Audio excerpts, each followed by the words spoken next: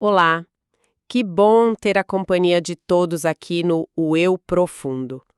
Hoje a gente vai mergulhar juntos num tema que, olha, mexe com a gente lá dentro: o dever. Hum, uma palavra forte, né? É, parece uma palavra com um peso, não é verdade? Mas a proposta aqui é olhar para o dever não como um fardo, sabe? Mas talvez como uma chave. Uma chave. Interessante isso. Sim, uma chave para mais clareza interna, para lidar com o perdão, o nosso e o dos outros, e até para cultivar mais amor nas relações. Fomos percebendo, sabe, juntando as peças, que não se trata só das tarefas do dia a dia, do trabalho, dos papéis que a gente assume. Não mesmo. O verdadeiro dever, ele se revela nas escolhas miúdas, sabe? Aquelas que a gente faz quando ninguém mais está vendo. É um compromisso íntimo, assim, primeiro com a própria consciência. E essa perspectiva é fundamental, né? É como se o dever fosse o alicerce invisível sobre o qual a gente constrói o nosso caráter. Não é algo grandioso e distante. Não é? Pelo contrário, acho que a beleza está em como ele se manifesta no simples, no cotidiano. Ao compreendê-lo e praticá-lo, parece que a gente se alinha com algo maior, com nossos valores mais essenciais. Talvez um propósito que transcende o imediato. Exato. E para ficar bem claro, vamos pegar um exemplo bem pé no chão, que ilustra essa diferença. Pensa naquela situação do troco a mais no supermercado. Clássico. Ninguém viu, talvez ninguém nunca saiba. Devolver não é uma obrigação profissional clara, como, sei lá, a de um médico salvando uma vida. Mas é um ato que fala volumes sobre quem a gente escolhe ser naquele momento, né? Com certeza. É um ato de dever moral puro. É nesse território, ou da nossa bússola interna, que a gente vai se aprofundar hoje. Muito bom. Então, a questão que surge naturalmente é: porque, mesmo sabendo o que é certo, às vezes é tão difícil seguir por esse caminho. O que torna o cumprimento do dever um desafio, afinal. É que aponta para o dever moral, porque é correto, justo, bom. Uhum. Do outro lado, bom, aí tem um turbilhão de desejos imediatos, impulsos, paixões, medos, a vontade de levar vantagem, o conforto da inércia. Eles puxam com força na direção oposta. É uma tensão constante, né? Define muitos dos nossos dilemas diários essa tensão. E o curioso é que, na maioria das vezes, fazer o certo não vem com fanfarra, não tem aplauso garantido, não há uma recompensa externa imediata, sabe? Zero glamour. E falhar, bom, as consequências podem não ser instantâneas ou visíveis. Isso coloca a decisão inteiramente nas nossas mãos. É um exercício puro de livre-arbítrio. Não tem um fiscal externo ali onipresente para essas escolhas morais. Essa ausência de fiscalização externa é chave. Temos a consciência como guia interno, como um alerta. Mas, convenhamos, a gente desenvolve uma habilidade tremenda para criar justificativas, para argumentar contra essa voz interna. Ah, sim. A gente é ótimo nisso. São os chamados sofismas da paixão ou do egoísmo, né? Frases como, mas todo mundo faz isso, ninguém vai ficar sabendo, só dessa vez, fulano mereceu. Sim, as desculpas clássicas. São mecanismos que usamos para driblar a consciência e ceder ao impulso que parece mais fácil ou mais prazeroso no momento. Lembrei de uma situação muito comum, a da fofoca no ambiente de trabalho. Surge uma informação quente sobre um colega. A tentação de passar adiante é enorme. Acontece muito. A novidade atrai, talvez até gere uma sensação de poder momentâneo, sei lá. Pode ser que ninguém descubra quem começou o boato, então a repressão externa é nula. Certo. A consciência pode até dar um cutucão, isso vai prejudicar a pessoa, não é legal. Mas aí vem a paixão pela fofoca, ou talvez uma mágoa antiga contra o colega e sussurra. Mas é verdade, ele merecia, vai lá. Exato. A justificativa pronta. O dever, nesse cenário silencioso e sem plateia, seria escolher o silêncio, a discrição, mesmo sem receber um obrigado por isso. É um ato de resistência interna, né? Totalmente. Uma pequena batalha vencida. Isso nos leva a outra questão importante. Como definir os limites desse dever, especialmente quando ele envolve outras pessoas? Como a gente sabe até onde vai o nosso direito e onde começa a responsabilidade para o outro? Existe alguma baliza clara para isso? Sim, existe. E é algo que aparece de forma bem consistente em diversas tradições éticas e filosóficas, quase como uma regra de ouro, sabe? Ah, regra de ouro. É um princípio surpreendentemente simples na formulação, mas profundo na aplicação. O nosso dever, a nossa liberdade de ação, começa a encontrar um limite exatamente no ponto em que nossa atitude pode ameaçar a paz, a segurança, o bem-estar ou a felicidade de outra pessoa. Faz sentido. E o ponto final desse limite é aquele que nós mesmos não gostaríamos que fosse ultrapassado conosco. No fundo, é a empatia e o respeito mútuo como guias de conduta. Pensando bem, faz muito sentido mesmo. É como o exemplo da música em casa. Ouvir música é um direito, claro. Claro. Mas esse direito encontra seu limite quando o volume começa a invadir o espaço do vizinho, a perturbar o sossego dele. O dever, nesse caso, não é deixar de ouvir música, óbvio, mas encontrar um equilíbrio, ajustar o volume, pensar em como a gente gostaria que nosso próprio espaço fosse respeitado. Exatamente. É colocar a regra de ouro em prática no dia a dia. É isso. E essa conexão com a empatia nos leva a um ponto muito poderoso, algo que realmente nos une como seres humanos. A nossa capacidade universal de sentir dor. Não a dor física apenas, mas a dor emocional, a dor moral, a dor da perda, da traição, da injustiça, da humilhação, do medo. Essa dor não discrimina, sabe? Não mesmo. Ela não olha para o extrato bancário, para o diploma na parede ou para o endereço. Todos nós, sem exceção, carregamos a experiência dessas dores em algum nível. E essa capacidade compartilhada de sentir não é um defeito de fabricação, né? Não é um castigo. Parece ser, na verdade, uma ferramenta de aprendizado incrivelmente eficaz. É por aí. É como um espelho interno. Quando a gente reconhece e entende profundamente o que nos machuca, o que nos fere, ganhamos uma sensibilidade muito maior para perceber o potencial de dano das nossas próprias ações e palavras sobre os outros. Precisamente.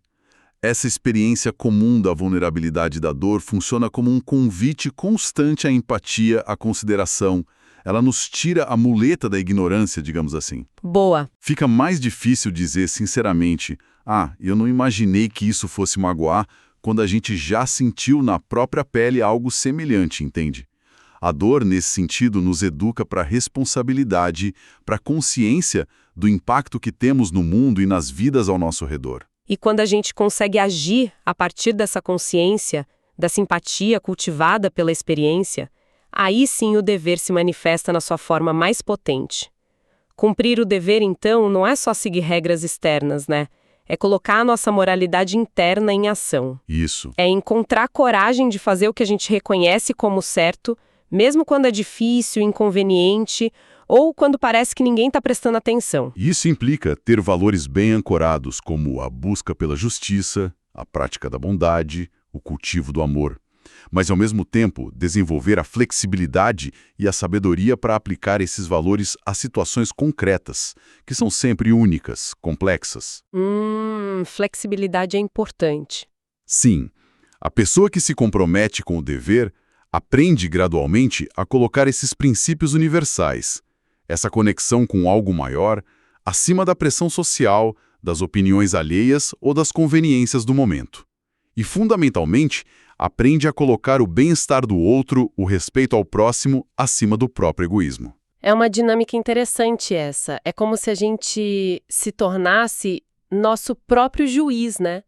Constantemente avaliando nossas intenções e ações à luz desses princípios. Exato. Mas um juiz que, ao mesmo tempo, escolhe obedecer à lei que ele mesmo reconhece como justa.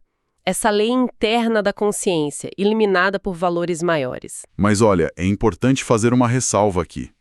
Abraçar o caminho do dever, cultivar o amor pelo dever, não significa ter um passaporte para uma vida sem dificuldades, tá? Ah, com certeza não. Os desafios, as provações, as dores, eles vêm para todos, independentemente das escolhas morais. A diferença crucial reside na nossa capacidade de resposta. Como a gente lida com isso? Exato. Cumprir o dever, agir com integridade, nos fortalece internamente. cria uma estrutura, uma resiliência, uma força moral que nos permite enfrentar as tempestades da vida não apenas para sobreviver a elas, mas para crescer através delas. Um exemplo que ilustra bem essa força que nasce do dever cumprido com amor é o de cuidar de um familiar doente ou idoso. É uma tarefa que, nossa, frequentemente exige um sacrifício enorme. Com certeza, muita doação. Uma doação diária de tempo, energia, paciência. É uma luta contra o cansaço, o desgaste emocional, às vezes até contra a incompreensão alheia. Sim, Contudo, quando esse dever é assumido com amor, com compaixão genuína, com a consciência do seu valor, a situação em si não fica magicamente mais fácil, mas a pessoa que cuida se transforma. é verdade. Acontece uma transformação interna. Ela desenvolve uma fortaleza interior, uma profundidade de compaixão, uma maturidade que talvez nenhuma outra experiência pudesse oferecer. É a força que emana do dever abraçado com o coração, sabe? Lindo isso. E muito real. Analisando por esse ângulo, fica clara uma dinâmica. Tanto a escolha pelo caminho do dever, quanto a escolha pelo caminho do egoísmo podem envolver dores e prazeres, mas os resultados a longo prazo parecem ser, bom, diametralmente opostos, certo? Exatamente. Uma metáfora que talvez ajude a visualizar isso é a do remédio amargo versus o banquete prejudicial. Gostei, explica mais. A dor ou o desconforto que muitas vezes acompanham o cumprimento do dever, o esforço extra, o sacrifício de um desejo imediato, o orgulho que precisa ser engolido, pode ser comparada a um remédio amargo. Difícil de engolir. É desagradável no momento, difícil de tomar, mas o efeito a longo prazo é a cura, a restauração da saúde da alma, o fortalecimento do caráter, a paz de consciência. Entendi.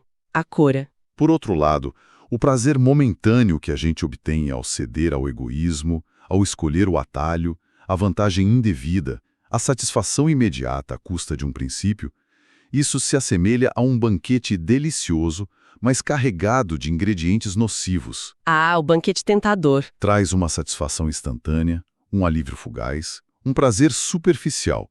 Porém, com o tempo, essa escolha corrói a integridade, enfraquece a fibra moral e, invariavelmente, leva a consequências dolorosas mais adiante, comprometendo nossa saúde espiritual e relacional. Podemos pensar no ato de pedir desculpas quando a gente reconhece um erro. Quase sempre dói no orgulho, né? Exige humildade, vulnerabilidade. Dói.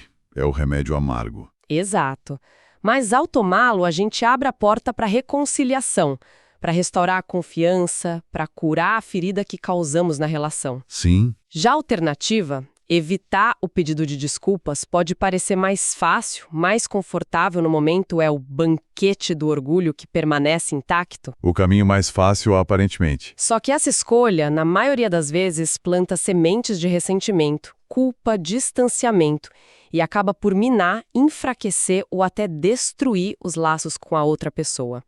É a ruína silenciosa da relação, Perfeito exemplo. Mostra bem os dois caminhos e seus resultados. né? E vale notar também que a nossa própria compreensão do que constitui o dever não é algo estático, sabe? Não está gravado em pedra. Ela evolui, se aprofunda e se expande à medida que a gente amadurece como indivíduo e como sociedade. Sim, isso é muito claro. O que a gente entendia como dever fundamental na infância, sei lá, aprender a dividir um brinquedo, não mentir para os pais, Coisas básicas, mas importantes ali. se transforma em responsabilidades muito mais complexas e multifacetadas na vida adulta, né? O dever passa a envolver ser um cidadão consciente e honesto, tomar decisões éticas desafiadoras na vida profissional, Exercer a parentalidade de forma responsável. contribuir para o bem-estar da comunidade, cuidar do planeta. A lista é longa. Exato. A forma como o dever se manifesta muda, se torna mais abrangente. No entanto, o chamado fundamental, o compromisso moral essencial, permanece constante ao longo da vida. Como o amor, a justiça, a compaixão, a verdade, a bondade no nosso dia a dia. É um alinhamento contínuo entre o nosso agir e a nossa consciência mais profunda, com aquilo que a gente reconhece como o bem. Ou seja, a jornada da vida parece ser um convite constante para a gente sair do estado de rascunho de potencial não realizado, cheio de falhas justificadas pelo egoísmo. Boa imagem, o rascunho. O convite é para um trabalho contínuo de lapidação do caráter, como um escultor que pacientemente remove o excesso da pedra bruta para revelar a beleza que reside nela. É um processo de aprimoramento constante para que o melhor de nós, a nossa essência mais luminosa, possa vir à tona e se expressar no mundo. É isso aí, uma busca constante. Nossa, quanta profundidade a gente encontra ao explorar o dever por essa perspectiva, não é mesmo? Ele deixa de ser só aquela lista de obrigações e se revela como um caminho poderoso para o crescimento interior, para o fortalecimento da alma. Para uma conexão mais autêntica. Conosco e com os outros, mesmo que esse caminho exija esforço e coragem, né? Com certeza. E o ponto crucial, que vale a pena repetir, é que essa construção acontece nas pequenas coisas. São as escolhas diárias, muitas vezes invisíveis aos olhos dos outros, travadas naquela batalha silenciosa entre o dever e o desejo. A consciência e o egoísmo. Exato. São essas escolhas que verdadeiramente moldam quem nos tornamos. Cada vez que a gente escolhe o remédio amargo do dever, em vez do banquete prejudicial do egoísmo, damos um passo na construção de um caráter mais íntegro, resiliente e compassivo. Fica então uma reflexão para levar consigo. Qual pequeno ato de dever, talvez um que venha sendo adiado por parecer insignificante, difícil ou simplesmente inconveniente, poderia ser um passo importante na própria jornada de crescimento e autoconhecimento a partir de hoje? Uma ótima pergunta para a gente se fazer. Muito obrigada pela companhia nessa exploração aqui no Eu Profundo. Foi ótimo compartilhar essas ideias. Eu que agradeço a conversa. Sempre bom refletir sobre isso. Até a próxima.